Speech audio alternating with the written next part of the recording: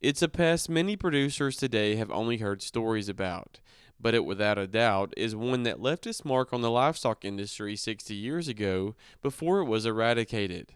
Its name, the New World Screwworm, a fast spreading parasitic fly that lays larvae that feed on an animal's open wounds and hinder animal production. It really affected our production practices. So we had to do things like shift calving, dehorning, castration, things like that to the cooler months when the fly was not active.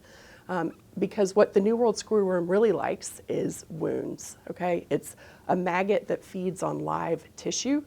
So these flies, they live to lay eggs on the edge of wounds. Those eggs then develop into maggots that will burrow into the wound, I know, to feed off of live tissue. And the estimates are at this point, that if we had an incursion of New World Screwworm, it could cost livestock producers around $1 billion a year to respond to and control and eradicate. Although there are no current U.S. cases, there have been a number of detections in Mexico recently that have put officials here in the state and across the country on high alert. Back at the end of last year, the end of 2024, USDA notified us of a case of New World Screwworm in a cow in southern Mexico. And since that time, Mexico has reported over 1,400 detections of New World Screwworm. And so, of course, as it moves further north in Mexico, it increases the likelihood that we would have a detection in the U.S. Hennebelle says if it were to happen here, it would have a significant impact to the livestock industry, from health and productivity losses on the farm to wider implications on the industry overall. Immediately, for our livestock producers, it will affect not only animal health, but obviously your productivity. Animals that have these big wounds that are infested with New World Screwworm, it decreases their production, they don't gain weight, they don't want to eat. So you'll see kind of immediate impacts just to the overall health of your herd and your productivity.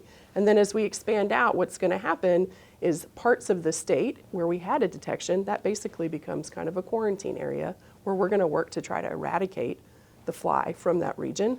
Hennebelle says that it's important producers know what to look for, especially as we enter into the warmer months, as early detection is key to stopping the pest in its tracks. We want to look for any type of a wound. It could be as small as a tick bite.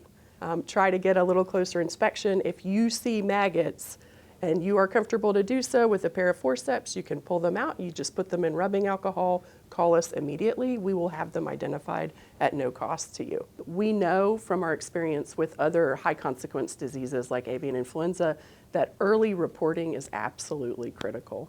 So we really need you to keep eyes on your cattle this summer, all of your livestock, your farm dogs, what have you. If you see something unusual, if you see a wound that has a large number of maggots, please call us. We will gladly send someone out to collect samples and get them identified. Reporting in Atlanta for the Farm Monitor, I'm John Holcomb.